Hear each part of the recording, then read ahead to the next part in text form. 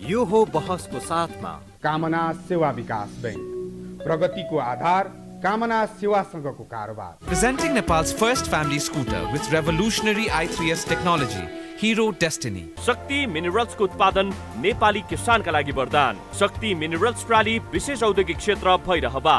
मंगल decor, गुर्जुमार्ग 4 खाल टिल्ली बजार काठमाडौँ।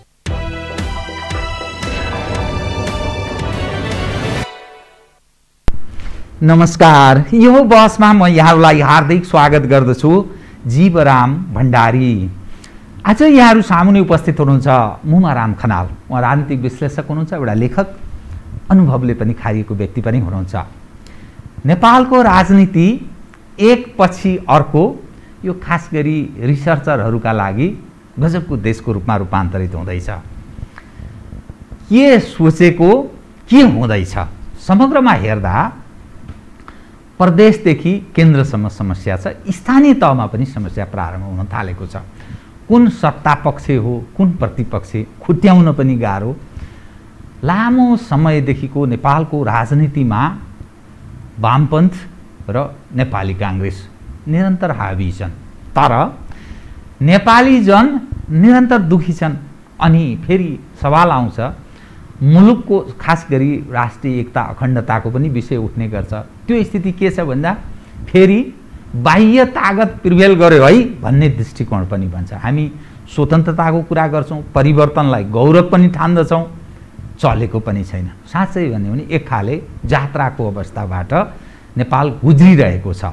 यो के कारण, समग्र विषयमा उठान गर्ने प्रयत्न गर्नेछु। सर्वप्रथम म उहाँलाई स्वागत गर्छु। स्वागत छ यहाँलाई। नमस्कार दर्शक। मैले एउटा जात्रा भन्ने भाषा प्रयोग गरेँ, गाई जात्रा चाहिँ मैले त्यस कारण भने त्यसलाई अलि नकारात्मक ढङ्गले जान्छ भन्ने हिसाबले यो जो दृश्य राजनीतिक देखिराखिएको छ, राजनीतिक मानिसहरूको भाग्य निर्धारण गर्ने स्थिति कुन ठाउँमा प्रवेश गर्यो भने अब अदालतले के गरिदेला र हामी बाँचौँला भन्ने अवस्थामा पुगेका छन्।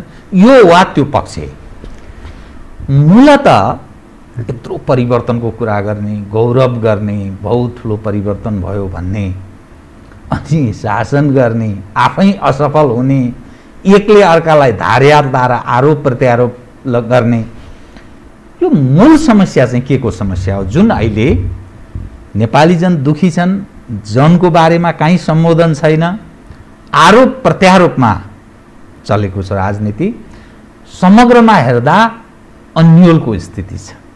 मूल समस्या के हो, मैले यहीँबाट सुरु गरेँ, कृपया। सबभन्दा पहिले त हाम्रो राजनीति चाहिँ अब यहाँ तपाईँ टेलिभिजनमा एउटा कार्यक्रम चलाउनुहुन्छ, म आएर बोल्छु अथवा म जस्तै अरू धेरै आएर बोल्नुहुन्छ, तर एउटा दुर्भाग्यको कुरा के छ भन्नुहुन्छ भने हाम्रो राजनीति तपाईँ हामी बसेर टिप्पणी गर्न लायक पनि रहेन। त्यो टिप्पणी गर्नको लागि चाहिँ आफैलाई एउटा यस्तो राजनीतिको पनि के भनेर एक प्रकारले प्यासिभ भएर बस्ने चाहिँ वातावरण चाहिँ बनिरहेको छ। र यो आजदेखि त होइन, यो म आजकै समस्या हो यो भन्दिनँ, तर सङ्कटका चाहिँ अहिले जुन पहाडहरू देखिएका छन्, भएको के हो भने हाम्रा सङ्कटहरू जब थुप्रिँदै गए त्यो सङ्कटको पहाड हिमालय यति ठुलो बन्यो कि अब पात्रहरू देखिन छोडे। किनभने नागरिकहरू चाहिँ त्यो पहाडको ओल्लोतिर भए, बिचमा सङ्कटको पहाड छ, उतापट्टि राजनीतिज्ञहरू छन्। अब यसलाई चाहिँ यो पहाडलाई पन्छाउन चाहिँ समयमा सकेको भए हाम्रा सङ्कटहरू त सधैँ आइरहन्छन्, मुलुकमा आउँछन्, राजनीतिमा आउँछन्, समस्याहरू आउँछन् भनौँ न। हजुर, त्यो सङ्कट हुन नदिनुपर्छ। समस्याहरूलाई सङ्कटमा रूपान्तरण नगर्नका लागि सबभन्दा पहिले समस्या छँदाखेरि हल गर्नु पर्यो। र निरन्तर चाहिँ हाम्रो राजनीति भनेको त्यो प्रतिक्रियाकै राजनीति हो। तपाईँले हेर्नुभयो भने हाम्रो राजनीति कहिले पनि सृजनात्मक थिएन। राजनीति सृजनात्मक नभएको यस कारणले होइन कि राजनीतिज्ञहरू मात्रै खराब हुन्। हाम्रो चाहिँ एउटा जुन शैक्षिक इतिहास हो त्यसले चाहिँ सभ्य नागरिकहरू तयार गर्छ, र सभ्य नागरिकहरू तयार भयो भने ती जुनसुकै क्षेत्रमा जाँदाखेरि पनि उनीहरूले एउटा परिणाम देखाउन सक्छ। त्यो राजनीतिमा आउँदाखेरि पनि एउटा क्वालिटीको मान्छे आउँछ। त्यो चाहिँ कुनै शिक्षकहरूकै तपाईँले हेर्नुभयो भने एउटा शिक्षक र हाम्रो चाहिँ विश्वविद्यालय, एउटा विश्वविद्यालय र प्राध्यापक एउटा कर्मचारी र हाम्रा चाहिँ विभिन्न मन्त्रालयहरू यी जहाँ गएर तपाईँले हेर्नुभयो भने पनि त्यो राजनीतिभन्दा फरक कहीँ पनि छैन। शिक्षामै धेरै सुधार गर्नु भने समस्याको जड त त्यहाँ पनि त्यहीँबाट होइन। मैले भन्न खोजेको के हो भने जुनसुकै क्षेत्र समात्नुहोस्, इभन पत्रकारिताकै समात्नु, हामी जो पत्रकारिता गरिरहेछौँ यहाँ आउनुभयो भने पनि त्यही समस्या देख्नुहुन्छ तपाईँ, होइन? यो समस्या स्कुलमा जानुभयो त्यही देख्नुहुन्छ, विश्वविद्यालयमा जानुभयो त्यही देख्नुहुन्छ, कर्मचारी तन्त्रमा जानुभयो त्यही देख्नुहुन्छ, तपाईँले चाहिँ पुलिस प्रशासनमा जानुभयो त्यही देख्नुहुन्छ।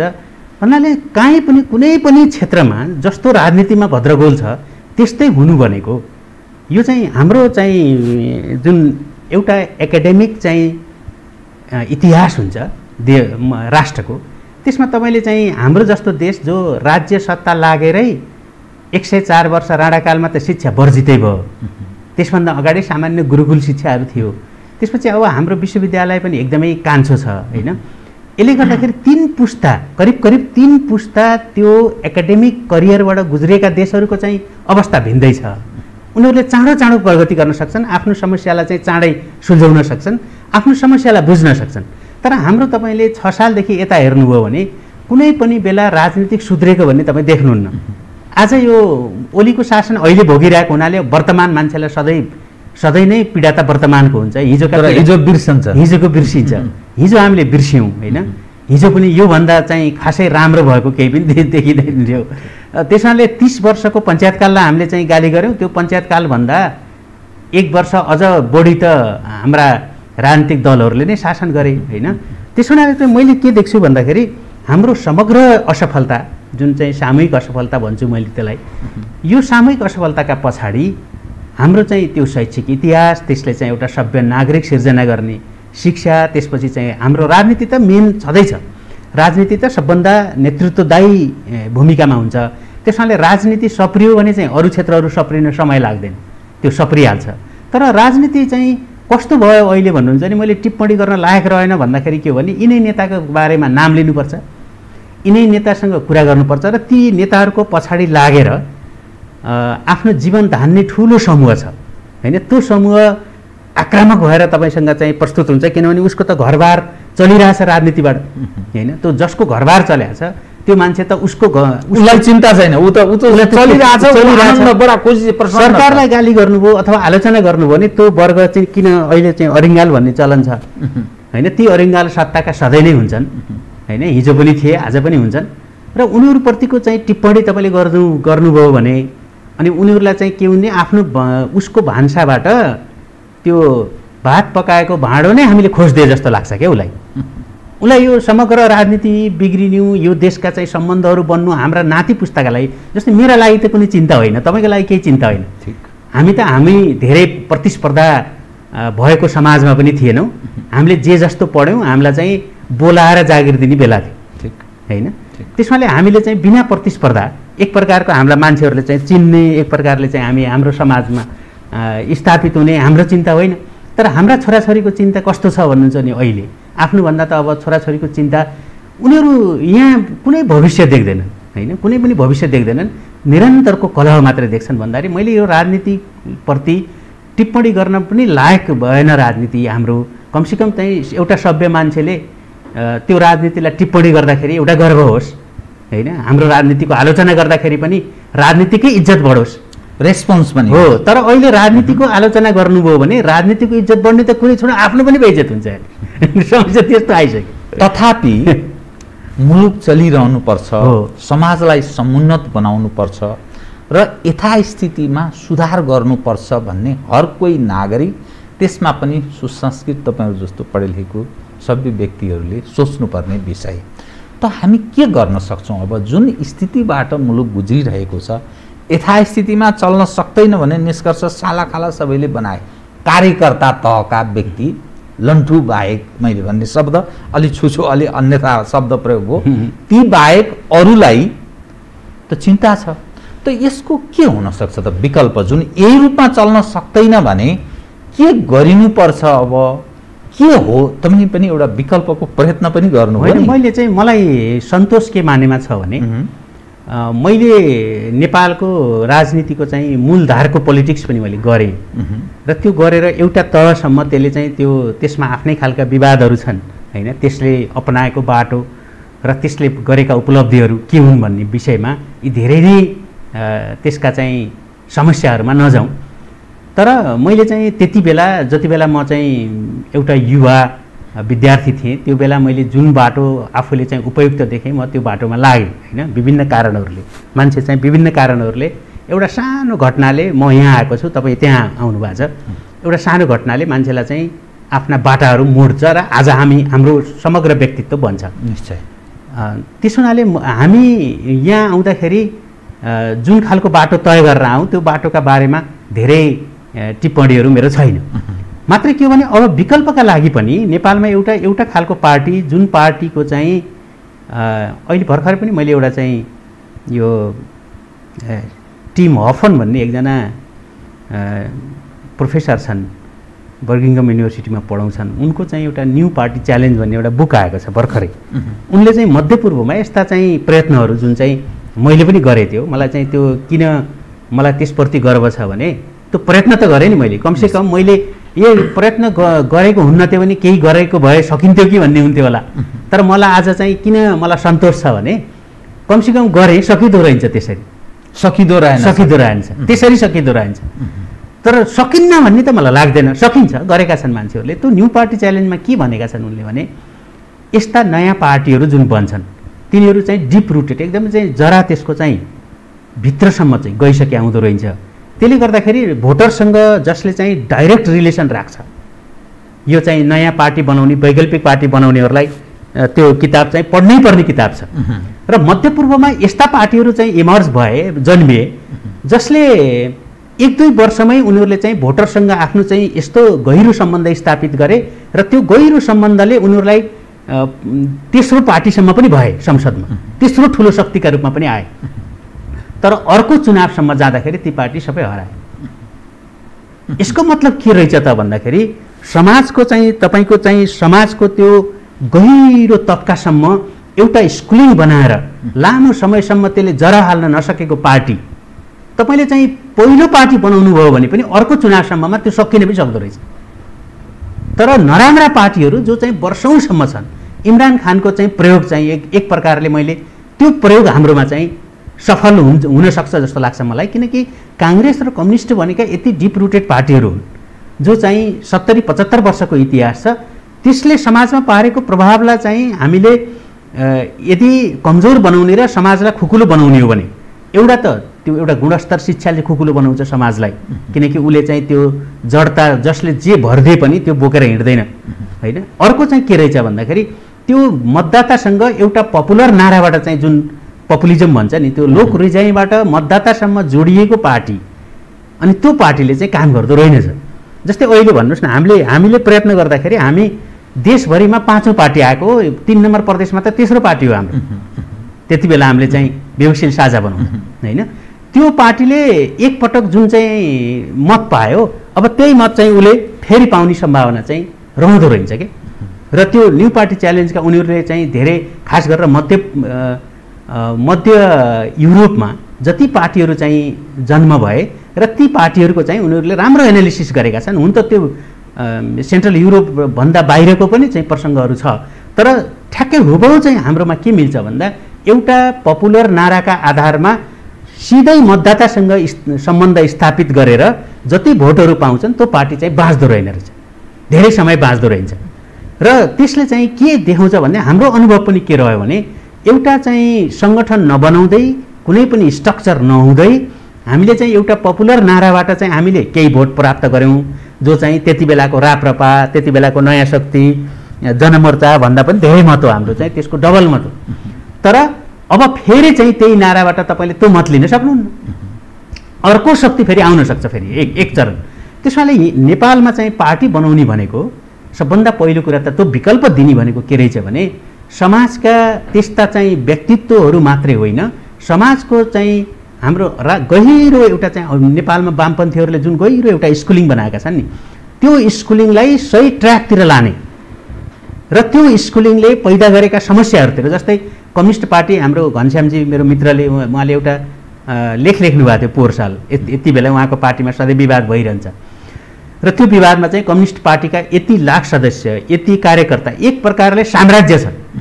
तर त्यो साम्राज्य किन गर्लाम गुर्लुम चाहिँ 5 महिनामा ढल्यो त, होइन? त्यो केही पनि रहेन रहेछ नि त। वास्तवमा धेरै कार्यकर्ता हुनु झन् ठुलो समस्या रहेछ, ठुलो पार्टी हुनु झन् ठुलो समस्या रहेछ, ठुला नेता हुनु झन् ठुलो समस्या रहेछ र उहाँहरू जस्तो पढे लेखेका हुनु झन् ठुलो समस्या रहेछ। यसको अर्थ त होइन। त्यस हुनाले चाहिँ हामीले पार्टी बनाउँदाखेरि ठुलो बनाउने भनेको त ठुलो समस्या बनाउने, ठुलो भ्रष्टाचार बनाउने, ठुलो व्यथिति बनाउने, ठुलो अराजकता बनाउने भन्ने रहेछ। यसको मतलब त ठुलो पार्टी त त्यसै असफल छ, सानो पार्टी चाहिँ फेरि असफल छ भनेपछि अब विकल्पको कुरा गर्दाखेरि हामीले चाहिँ यी हाम्रा देशका सन्दर्भमा यी जति पनि कुराहरू चाहिँ हामीले गऱ्यौँ, यी सबै समस्याहरूलाई चाहिँ कसरी चाहिँ निराकरण गर्ने भनेर त्यो सुझबुझ सहितको जमात, मैले जुन व्यक्तित्व पनि भने, यहाँको चाहिँ सामाजिक जीवन कस्तो छ, यहाँको समाजले चाहिँ कस्तो राजनीतिक विकल्प खोजेको छ, यी सबै कुरा समग्रमा चाहिँ नभएर एउटा व्यक्ति केन्द्रित एउटा व्यक्तिलाई पार्टी चाहियो र उसलाई लाग्यो कि म जस्तो मान्छे आएपछि त पुरा चाहिँ यो सारा संसार चाहिँ उल्टिन्छ जस्तो लाग्यो, भ्रममा होइन। अनि त्यो व्यक्तिले चाहिँ सानो एउटा झुन्ड बनायो, अनि त्यो झुन्ड चाहिँ केही समय त काम गर्छ त्यसले, होइन? त्यसपछि त्यो झुन्डको चाहिँ जति पनि त्यो झुन्डमा हामी जति मान्छे हुन्छौँ, होइन? मेरो व्यक्तित्वले थोरै काम गर्छ, तपाईँको व्यक्तित्वले काम गर्छ, अर्कोले काम गर्छ, त्यसपछि त व्यक्तित्व त सार्वजनिक हुन्छ। त्यसपछि त्यसले काम गर्दैन, त्यसपछि त राजनीतिक एजेन्डामा तपाईँ आउनु पर्यो, होइन? त्यो एजेन्डालाई समाजसँग जोड्नु पर्यो र यी सबै कुरा झन्झटिला छन्। त्यो काठमाडौँ बसेर हुँदैन। हेर्नुहोस्, किन भन्नुहुन्छ भने काठमाडौँबाट कुनै पनि पार्टी भने मेरो गहिरो अर्को चाहिँ विश्वास के हो भने काठमाडौँमा बसेका बुद्धिजीवीहरू मिलेर पार्टी बनाउँछु भनेर यहाँबाट घोषणा गर्छन् नि, त्यो पार्टी कहिले पनि बन्दैन। किनभने माओवादीले त्यो देखायो हो, होइन? नेपाली कङ्ग्रेस विराटनगरको चाहिँ आन्दोलनबाट चाहिँ स्थापित हुँदै काठमाडौँ आएको हो, काठमाडौँले इन्डोर्स गर्यो।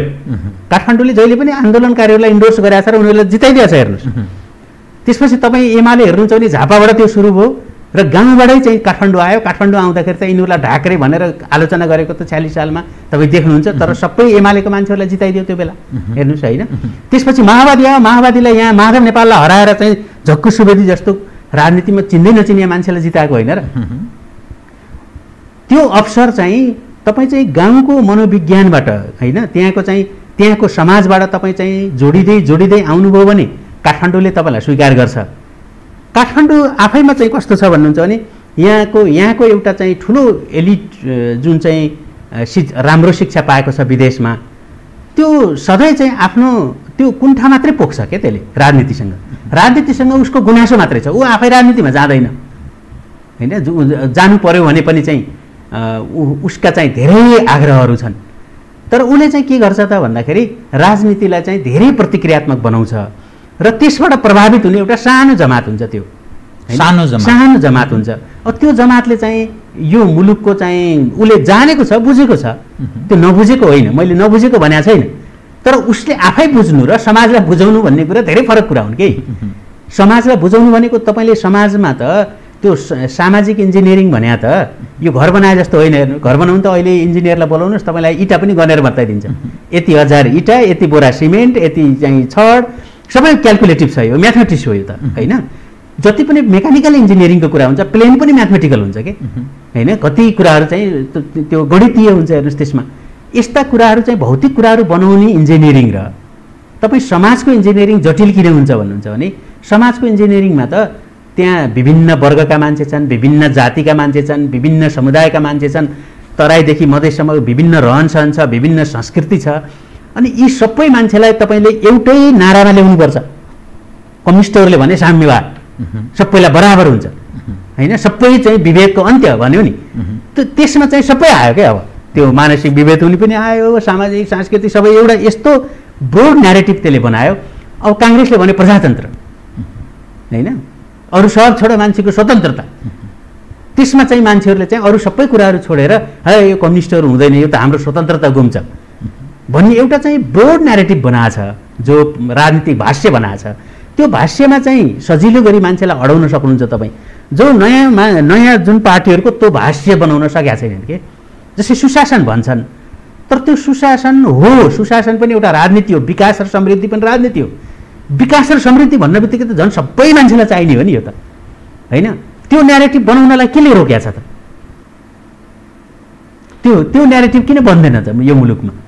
विकास र समृद्धिको चाहिँ न्यारेटिभ बनाउनका लागि त्यसका स्ट्रक्चरहरू कस्ता हुन्छन्, त्यसले बोक्ने आइडियोलोजी कस्तो हुन्छ, त्यो कसरी जान्छ भन्ने विषयमा चाहिँ यसलाई चाहिँ मसिनो गरेर नेपाली सामान्य चाहिँ जनता जो चाहिँ नेपालको प्रधानमन्त्री राम्रो हुनु र नराम्रो हुनुसँग उसको परिवारको सदस्य कोभिडबाट मर्नु र नमर्नु, उसको बाँच्नु र मर्नुको अधिकारसम्म त्यहाँ जोडिया छ भन्ने चाहिँ बुझ्नका लागि, एउटा राम्रो हस्पिटल पाउनु, सर्वसुलभ चाहिँ औषधि पाउनु, उसको बच्चाले एउटा स्कुलमा पढ्न पाउनु, उसले चाहिँ आरामदायी ढङ्गले चाहिँ पैसा तिरेपछि यात्रा गर्न पाउनु, होइन? उसले चाहिँ कमाएको केही पैसा चाहिँ सरकारलाई विश्वास गरेर सामाजिक सुरक्षामा चाहिँ उसले बचत गर्न पाउनु र सरकारले त्यसमा चाहिँ उसलाई मद्दत गर्नु, यी सबै कुराहरू चाहिँ बुझाउनका लागि राजनीतिले कसरी हाम्रो घर घरमा पसेर हाम्रो भान्सा भान्सामा पसेको छ भन्ने बुझाउनका लागि त त्यसका लागि जुन चाहिँ प्रयत्न चाहिन्छ त्यसमा चाहिँ मैले चाहिँ कुनै पनि नयाँ बनेका जुन पार्टीहरू हुन् ती पुरानै पार्टीको टेम्प्लेटमा बनेका छन् के त्यो जस्तो पुराना पार्टी बन्दाखेरि जे चिजहरू ल्याएर चाहिँ बनाएको थिए तिनै चिजहरू यिनले पनि बोकेर ल्याए परम्परा थ्याक्ने जस्तो मात्रै। त्यो जो हाम्रो समाजको बनोटको हामी कुरा गर्छौँ नि, यहाँले भन्नुभयो एउटा एलिट क्लास, त्यसपछि मध्यम वर्ग, न्यून मध्यम वर्ग र असाध्य गरिबीको चपेटामा रहेको वर्ग जुन छ, समाजमा समस्या छ, समग्र देशमा समस्या छ, मानिस आक्रान्त छन्। मूलतः यो देशको समस्याको सर्जक कुनै वर्ग हो भने जस्तो पनि देखिन्छ कि यो होइन, यो अरू केही पक्ष छ? होइन, एकदम इन्ट्रेस्टिङ कुरा। मैले भर्खरै म काम गर्ने संस्था नेपाल समय मिडियाको नेपाल समयमा मेरो एउटा अलि लामो एउटा लेख आएको छ। त्यसमा चाहिँ त्यो लेख चाहिँ मूलतः कहाँ छ भन्दाखेरि अहिलेको यो हाम्रो राजनीति यसलाई चाहिँ मोब रुल भन्छ, एउटा भिडतन्त्रको र अल्पतन्त्रको यो डेमोक्रेसी भनेको 2000 वर्षदेखि यो डेमोक्रेसीका बारेमा धेरै विवादहरू छन्। मैले त्यसको एउटा थ्योरिटिकल कुराहरू लेखेको छु त्यहाँ। र तपाईँले भने जस्तो ठ्याक्कै चाहिँ मैले त्यहीँबाट मेरो आर्टिकल पनि सुरु गरेका थिएँ। यो गएको जनवरीको 16 तारिक जस्तो लाग्छ मलाई, द इकोनोमिस्टमा एउटा आर्टिकल आयो। 2000 वर्षदेखि जुन लोकतन्त्र छ त्यो भिडतन्त्रले शासन गरेका छ र त्यो भिडतन्त्रलाई चाहिँ त्यो मोब रुल भन्छ त्यसलाई, होइन, मोबोक्रेसी, डेमोक्रेसी होइन, यो मोबोक्रेसी हो भनेर चाहिँ त्यसले आर्टिकल सुरु गर्यो। र अहिलेका बुद्धिजीवी छाडतन्त्र जस्तो। हजुर, अब यो मोब रुल किन चाहिँ डेमोक्रेसीमा यस्तो मोब रुल भयो भन्ने चाहिँ त्यसको लागि अब एउटा उदार लोकतन्त्रको मुखपृष्ठ जस्तो मानिन्छ द इकोनोमिस्टलाई। उसले त्यो आर्टिकल चाहिँ छापेर के सन्देश दिन खोज्यो भने विश्वभरि यो डेमोक्रेसीले काम गरेका छैन, त्यो नेपाल मात्रै होइन, विश्वभरि नै त्यो डेमोक्रेसीले काम गरेका छैन। यो खालको सिस्टम यो अहिले 21 सदीमा असफल हुँदैछ भन्ने सारमा। र चाहिँ खास गरेर डोनाल्ड ट्रम्पले हारेपछि अमेरिकी संसदमा आक्रमण भयो नि, र अमेरिका जस्तो देशमा त त्यस्तो चाहिँ एउटा भिडतन्त्रले चाहिँ एउटा शासक हार्ने बित्तिकै, होइन, प्रचण्डजीले हार्ने बित्तिकै चाहिँ संविधान सभाको निर्वाचनै हामीले बहिष्कार गर्छौँ भन्नुभएको थियो नि त उहाँ, होइन, अनि सेनाले चाहिँ उ गरिदियो भन्ने त्यो खालका चाहिँ जुन टिप्पणीहरू हुन्छन् त्यो टिप्पणी हाम्रो राजनीतिमा मात्रै होइन, यसका चाहिँ धेरै उदाहरणहरू छन्। र यो 1975 तिर तपाईँ एउटा चाहिँ एउटा ट्राइनेसनल कमिसन भन्ने बनाएको थियो।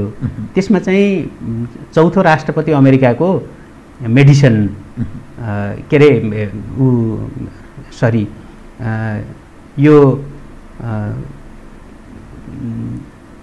1975 एउटा चाहिँ कमिसन चाहिँ उसको भन्यो के अरे स्यामुएल पी हटिङटन, जो आफैमा बौद्धिक व्यक्तित्व हुन् र डेमोक्रेसीको बारेमा, सिभिलाइजेसनको बारेमा उनका किताबहरू प्रख्यात छन्। एकजना जापानी चाहिँ एकाडेमिक र एकजना युरोपियन, खास गरेर युरोप, अमेरिका र जापानको डेमोक्रेसीले काम गर्न सकेन र त्यहाँ चाहिँ धेरै ठुला प्रब्लमहरू आए र डेमोक्रेसी चाहिँ ओभरलोडेड भयो भन्ने त्यो कमिसनको रिपोर्ट छ कि त्यो रिपोर्ट चाहिँ 1975 मा चाहिँ त्यो न्युयोर्क टाइम्स प्रेसले छापेको थियो त्यो टोटल रिपोर्ट चाहिँ।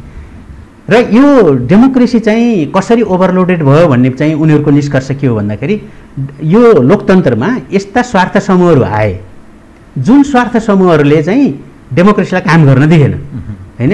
डेमोक्रेसीलाई काम गर्न किन दिएनन् त भन्दाखेरि उनीहरूको स्वार्थ यति ठुल्ठुलो भयो कि त्यो डेमोक्रेसीले त्यो लोकतन्त्रले त्यो डेलिभरी गर्न सक्दैन। हन्टिङटन र फुकुयामाहरूको त्यो पछिल्लो विश्लेषणसँग पनि तपाईँले सम्बन्धित भएर हजुर, फुकुयामाले त एन्ड अफ हिस्ट्री 1990 पछि चाहिँ त्यो फुकुयामाहरूको चाहिँ खास गरेर पूर्वी युरोप र सोभियत सङ्घको विघटनपछि फुकुयामाले चाहिँ इतिहासको अन्त्य भने।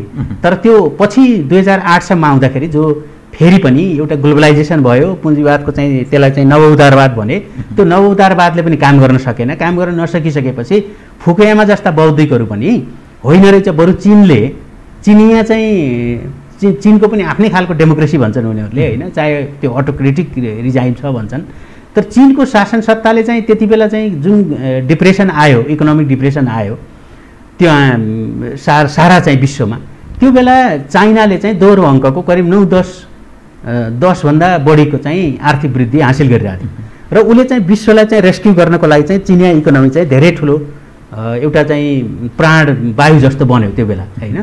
त्यसले गर्दाखेरि पश्चिमा चाहिँ बुद्धिजीवीहरूलाई थोमस पिकेटी जस्ता पछि चाहिँ इकोनोमिक्स इन 21st सेन्चुरी लेखे, यिनी बुद्धिजीवीहरू पनि के भने बदलिएका तथ्यहरूले उनीहरूले आफ्नो चाहिँ त्यो जुन पहिलाको चाहिँ जुन सोचाइ थियो त्यसमा चाहिँ परिवर्तन गरे र होइन रहेछ नव उदारवादको चाहिँ जुन चाहिँ समस्या छ, यो समस्या हामी कहाँ मात्रै होइन यो, र त्यो डेमोक्रेसी ओभरलोडेड भन्ने जुन चाहिँ 1975 पछिको चाहिँ हुन्छ, यसैलाई लिएर त्यो मेडिसन नाइटमायर भन्छ, त्यो चाहिँ मैले मेडिसन भनेको अमेरिकाको चौथो राष्ट्रपति जसका आधारमा त्यो एउटा फेडरलिस्ट पेपर भन्ने लेखेका थिए एलेक्जेन्डर ह्यामिल्टन, अनि मेडिसन पहिला राष्ट्रपति थिएनन् तर चौथो राष्ट्रपति हुनुहुने। तर उनीहरूले चाहिँ एउटा चाहिँ के गरेका थिए भने त्यो फेडरलिस्ट पेपरको आधारमा चाहिँ पावर सेपरेसन भएको थियो अमेरिकी संविधानको, र संविधानको मूल अन्तर्वस्तु पनि त्यसैमा आधारित थियो। र त्यसले चाहिँ जसले चाहिँ भिडतन्त्रबाट कसरी चाहिँ रोक्न सकिन्छ भनेर त्यो संविधान बनाएका हुन्। तर त्यो संविधान बनाएको 200 झन्डै 33 वर्षपछि डोनाल्ड ट्रम्प जस्तो मान्छे आउँदाखेरि अदालतले नै त्यसलाई चाहिँ रेस्क्यु गर्यो, नत्र त त्यो त धेरै भत्किनेवाला थियो होइन। तर त्यो भत्किएको चाहिँ डोनाल्ड ट्रम्पको पालामा मात्रै होइन, निरन्तर अमेरिकाको चाहिँ यो भत्किएको छ भनेर न्युयोर्क टाइम्समा भर्खरै एकजना चाहिँ अर्थशास्त्री पनि हुन्, ती मेन कलम लेख्छन् त्यसमा चाहिँ पल क्रुगम्यान भन्ने, उनको चाहिँ आर्टिकल आयो होइन, द बेनालिटी अफ डेमोक्रेसी कोल्याप्स भनेर। मतलब यस्तो लम्फुपनले डेमोक्रेसीमा चुनौती आएर यो खत्तम भएको भए त त्यो राम्रो कुरा थियो, तर चुनौती नआइकन मान्छे यी शासकहरूको लम्फुपनले लिडरसिपको समस्या र अहिले ठ्याक्क तपाईँले यहीँ हेर्नुभयो भने ओलीजीहरूको होइन, उहाँहरूले त्यत्रो बहुमत ल्याएर मुलुकलाई चाहिँ अब राजनीतिक क्रान्ति होइन, अब चाहिँ हामी आर्थिक क्रान्ति र आर्थिक समृद्धितिर जान्छौँ भन्ने चाहिँ पार्टी, र त्यो पार्टी चाहिँ विशाल पार्टी, अब कसैले त्यता नचियाए भयो। मतलब उहाँहरूले राम्रो शासन गर्नुभएको 15-20 वर्ष 30 वर्ष उनीहरूले नै शासन गर्न सक्थे, त्यो स्थिति आएको पार्टी अहिले कस्तो छ हेर्नु न, आफैमा लडेर सकिएको छैन भन्नु त पुरै विघटन भएर सकियो। भन्नाले के रहेछ भन्नुहुन्छ भने यो हाम्रो चाहिँ डेमोक्रेसी भनेको यो एउटा भिडतन्त्रले चलाएको छ। ओलीका केही मान्छेहरू छन्, मूलत त्यो समस्याको सर्जक चाहिँ त्यो वर्गीय हिसाबले हेर्दा हो, हाम्रो देशमा चाहिँ को देखा पर्छ? हजुर, म त्यही आउँछु। र यो डेमोक्रेसीलाई बचाउने भनेको त्यो कुलीन वर्गले होइन, किनभने कुलीन वर्गलाई कुलीन तन्त्र चाहिन्छ। जस्तै राजतन्त्र एउटा कुलीन वर्गहरूको व्यवस्था हो, र जुन सरवारा छ जुन चाहिँ जसलाई त्यो व्यवस्थाप्रति उसलाई मतलबै हुँदैन कि, किनभने उसले चाहिँ त्यो चिन्तन गर्न सक्ने उसलाई चाहिँ त्यो समय पनि हुँदैन, बिचरा उसले काम गरेर मात्रै खान पाउँछ। उसलाई के को डेमोक्रेसी के को अटोक्रेसी, कटु सत्य होइन। र ठुलो मध्यम वर्ग, त्यही आर्टिकलमै लेखेको छ उसले कि ठुलो मध्यम वर्ग बिना, त्यो मध्यम वर्गको जन्म बिना कुनै पनि डेमोक्रेसीले काम गर्दैन। त्यो डिउटन सक्छ हाम्रो मैले त्यो लेखेको पनि छु, मैले त्यो आर्टिकलमा लेखेको छ। हाम्रो मध्यम वर्ग हामीले चाहिँ भन्नुहोस् न, हाम्रो 46 सालपछि ल त्यसभन्दा अगाडि त हाम्रो चाहिँ मध्यम वर्ग त्यो जन्मिन सक्ने त्यति ठुलो वातावरण थिएन।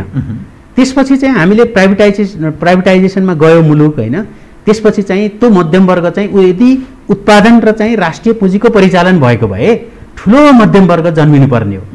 तर त्यो मध्यम वर्ग कस्तो जन्मियो त भन्दा उत्पादन बिनाको दोहनकारी मध्यम वर्ग जन्मियो। दोहनकारी र त्यो दोहनकारी मध्यम वर्ग किन जन्मिन्छ त भन्दाखेरि जब उत्पादनमा त्यो लाग्दैन, उत्पादनमा नलागेको अहिले तपाईँ 1 लाख मान्छेहरू केही काम नगरिकन, कहीँ काम गर्दैन, उसको उत्पादनमा कहीँ लागेको छैन, उत्पादनमा लागेको छ भने पनि त्यो सरकारी पैसा चाहिँ ल्याउने र अनि त्यसलाई चाहिँ देखाउने हिसाब मात्रै मिलाउने, त्यसले चाहिँ हिसाब मिलाउँछ उत्पादन भएको भनेर होइन, तर हिसाब मिलाउने बाहेक उसको खास उत्पादन हुँदैन।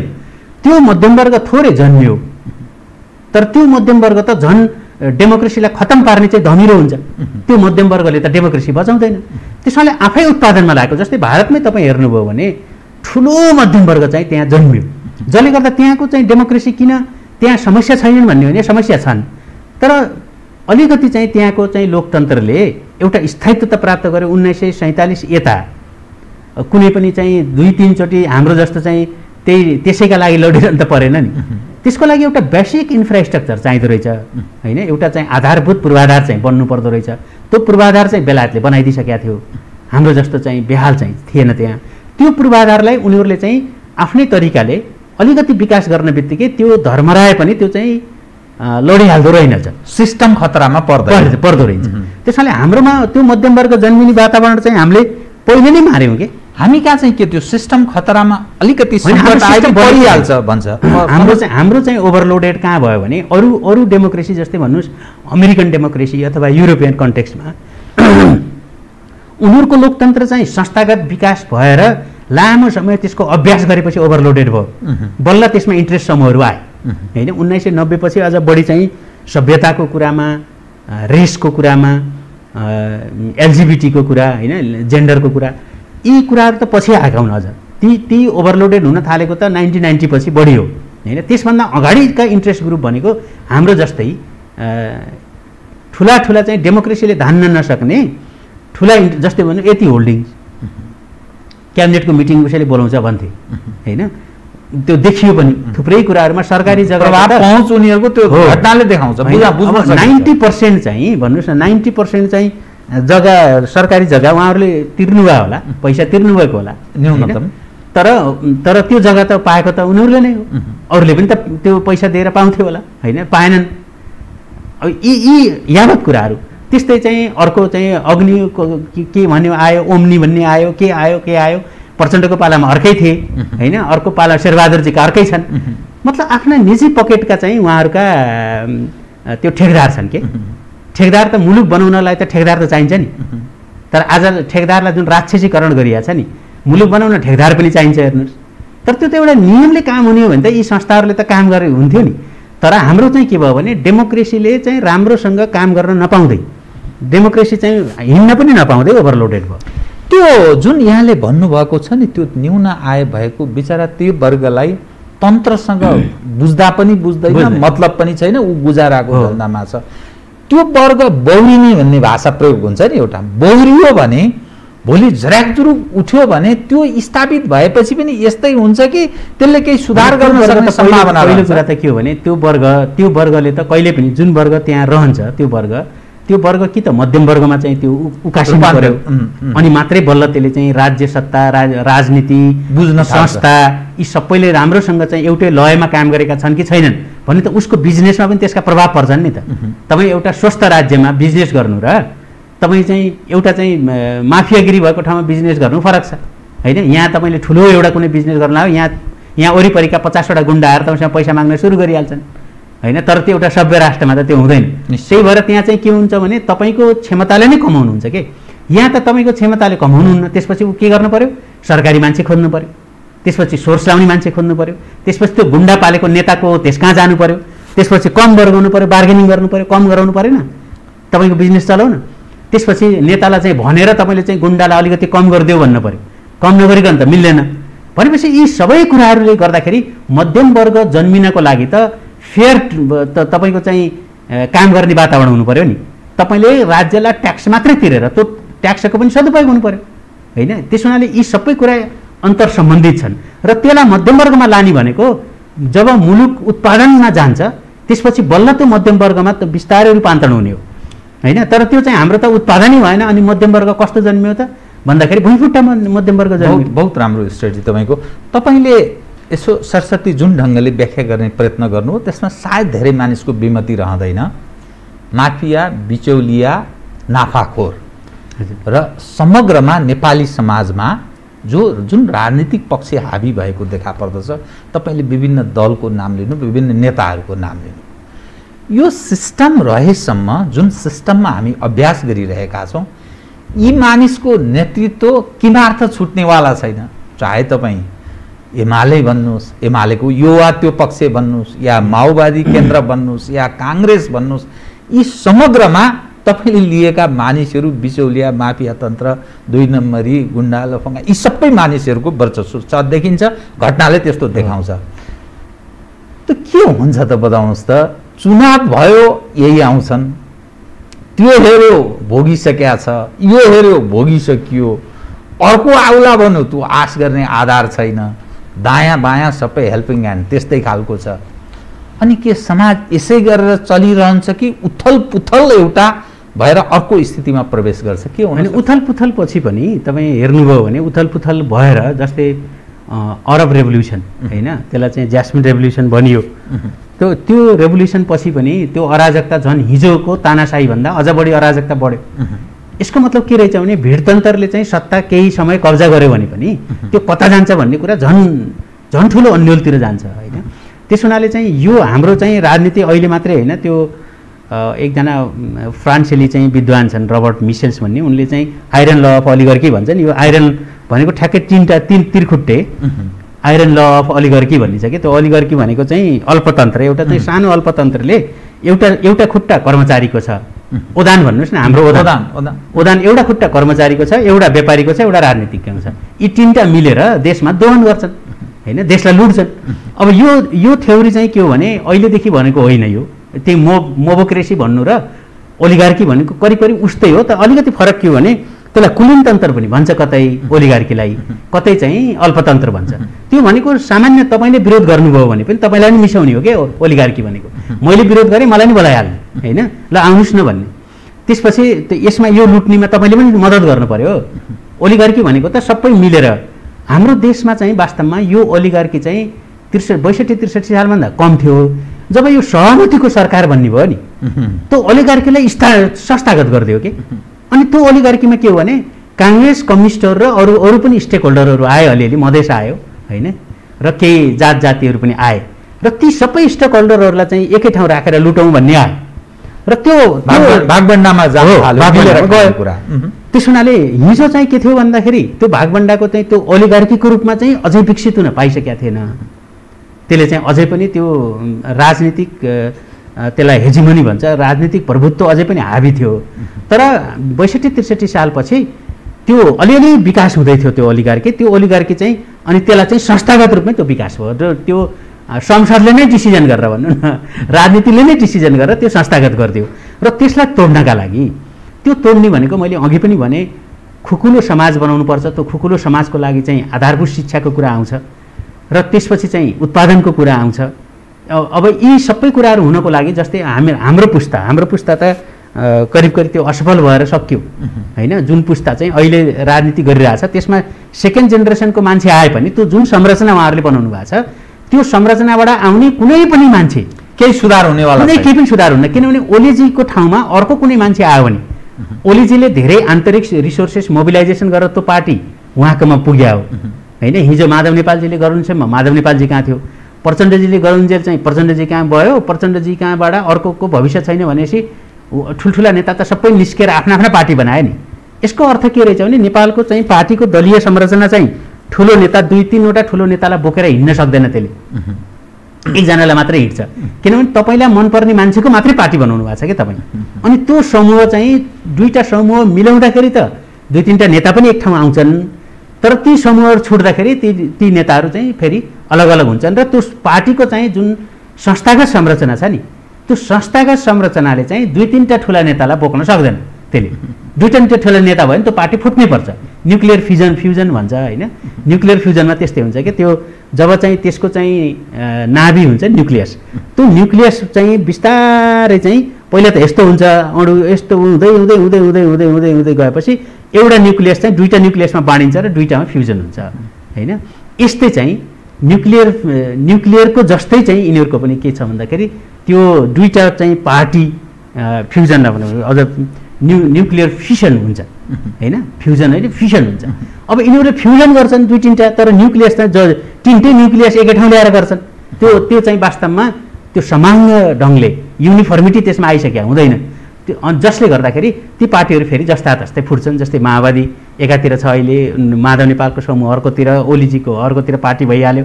त्यहाँ पनि अलिकति ठुला दुईवटा नेता ओली कहाँ भयो भने ओलीलाई चाहिँ अलिकति मात्रै ड्यास दिने चाहिँ नेता त्यहाँ भयो भने फेरि दुईवटा हुनु पऱ्यो, किनभने त्यो पार्टीको संरचना यस्तो छ कि त्यसले बोक्न सक्दैन दुईवटालाई। हेर्नुहोस्, अनि यो यस्ता पार्टीहरूले जुन परिणाम हामीलाई चाहिँ दिन्छन् त्यो परिणाम चाहिँ आजभन्दा भिन्न हुँदैन। त्यसमाले मैले चाहिँ देखेको के हो भने निराशाको कुरा पो आयो त्यो अर्को छ। अब आशाको कुरा के हो भने यस्तो बेलामा चाहिँ हरेक पार्टीहरूभित्र पनि यो उकुस मुकुसबाट चाहिँ उम्किन खोजेको ठुलो जमात छ। त्यो छ र त्यो देखा पर्दैन ओभरग्राउन्ड किन भइरहेको छैन। किनभने त्यो विश्वास सिभिल सोसाइटीको पनि हामी कुरा गर्छौँ, बुद्धिजीवीहरू नागरिक समाजको। र अब हामी जस्तो मान्छेले गर्ने के हो भन्दाखेरि एउटा एजेन्डामा लिएर तपाईँले टाइट पार्टीको संरचना बनाउनु भयो भने अहिले मान्छेले के बुझ्छ भने काङ्ग्रेस, एमाले, माओवादी यस्तै पार्टीको संरचना बुझ्छ, जसले गर्दा मलाई मन पार्ने मान्छे मात्रै आउँछ के। मैले पार्टी बनाएँ भने मलाई मन पार्ने मान्छे आउँछ, किनभने पार्टी भनेकै त्यस्तो बुझिया छ। तपाईँले पार्टी खोल्नु भने तपाईँलाई मन पार्ने मान्छे आउँछ। अनि यस्तो होइन कि सबै खालको डेमोक्रेसीमा सबै खालका विचारहरूको बारेमा मन्थन हुने र सबैलाई चाहिँ एउटै चाहिँ वेबमा लिएर जाने त्यस्तो पार्टी बनाउनका लागि समाजमा रहेका ती पार्टीभित्र रहेका, पार्टी बाहिर रहेका सबैको एउटा चाहिँ संयुक्त आन्दोलन। त्यो आन्दोलन चाहिँ विकास र समृद्धि भन्ने बित्तिकै त त्यो त हरेकलाई चाहिन्छ। त्यहाँ तपाईँले काङ्ग्रेस भन्नु पनि परेन, कम्युनिस्ट भन्नु पनि परेन। त्यो विकास र समृद्धिका लागि अहिले आवश्यकता के हो भन्दाखेरि जति ठुलो पार्टी र जति एउटा पार्टीको जुन ब्युरोक्रेटिक चाहिँ मेकानिजम छ त्यो चाहिँ हाम्रो लागि बाधक हो, जसले गर्दा उनीहरूले चाहिँ यस्तो बनाइदिएको छ जहाँ चाहिँ सक्षम कर्मचारी चाहिँ बढुवा हुन सक्दैन, सक्षम पुलिस अफिसर आइजिबी बन्न सक्दैन, सक्षम चाहिँ मान्छे चाहिँ सेना प्रमुख बन्न सक्दैन भन्ने जुन चाहिँ म्यासेज छ अहिले, राम्रो मान्छे नेता बन्न सक्दैन किनभने उसँग यति धेरै पैसा चाहिन्छ। त्यो पैसा परिचालन गर्न सक्ने त गुन्डै आउँछन् राजनीतिमा। गुन्डा आयो भनेर किन हामी आत्तिने? जब गुन्डासँग होइन अहिले भएका चाहिँ पार्टीका मन्त्री भएका गुन्डाहरूसँग यी कर्सर उद्योग छन्, 5 वटा 6 वटा 10 वटा कर्सरहरू राखेका छन् होइन। उनीहरूले चाहिँ त्यो नीति बनाउँछन्, त्यो कर्सरकै नीति बनाउँछन् होइन, पहाड खन्ने बनाउँछन्, गिटी खन्ने बनाउँछन्। अनि यो त उनीहरूले स्वाभाविक हो त्यो त।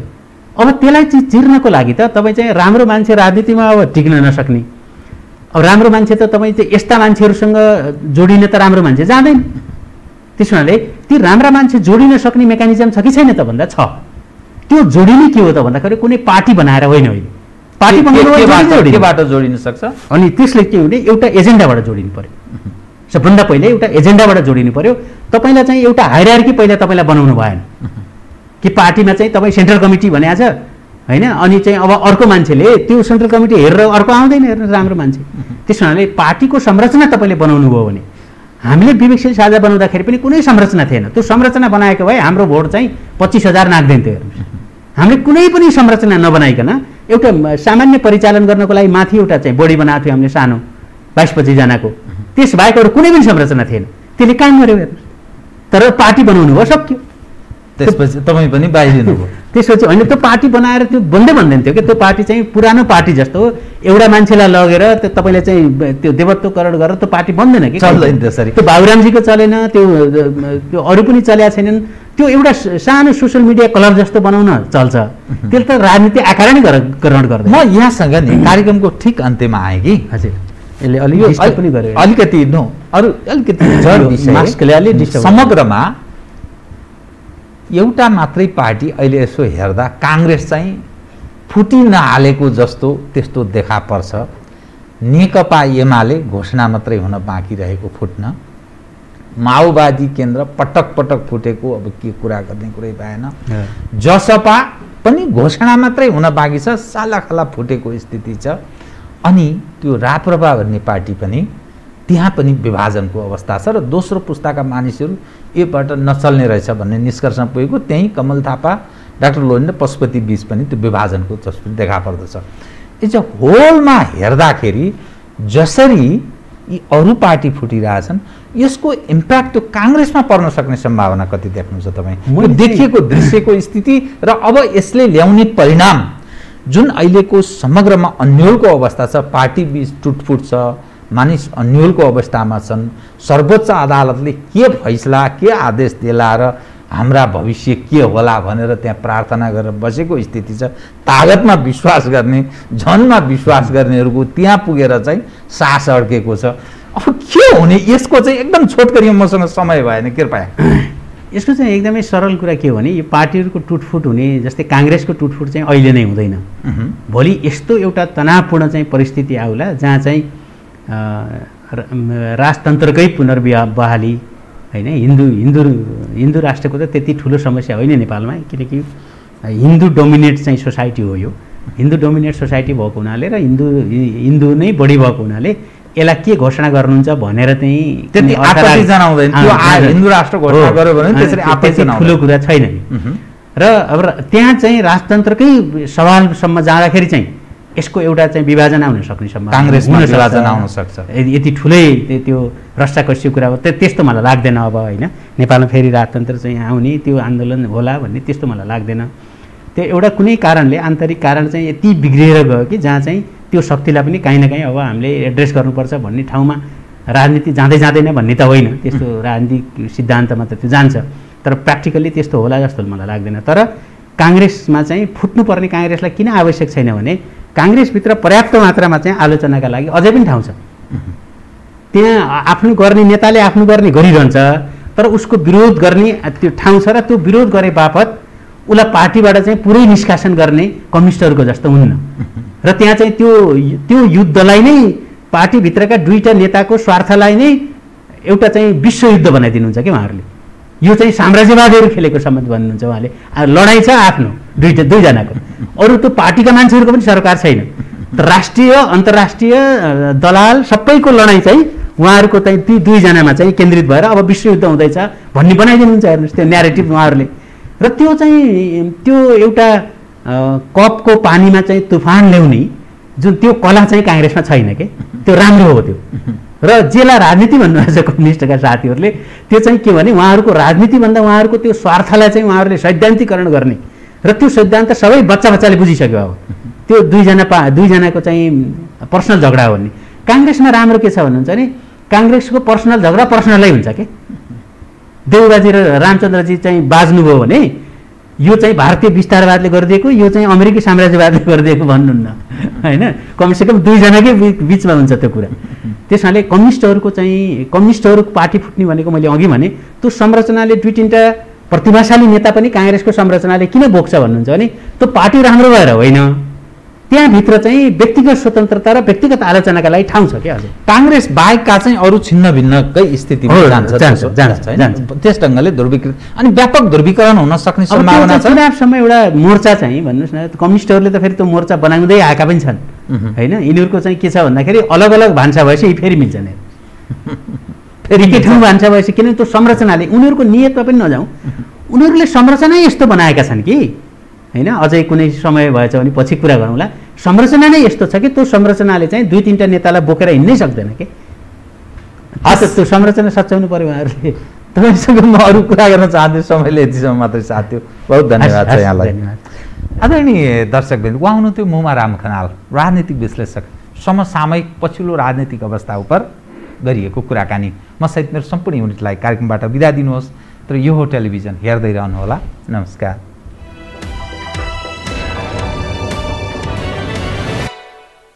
यो हो बहसको साथमा कामना सेवा विकास बैंक, प्रगतिको आधार कामना सेवासँगको कारोबार। Presenting Nepal's first family scooter with revolutionary i3s technology, Hero Destiny. शक्ति मिनरल्सको उत्पादन नेपाली किसानका लागि वरदान। शक्ति मिनरल्स प्रणाली विशेष औद्योगिक क्षेत्र भैरहवा।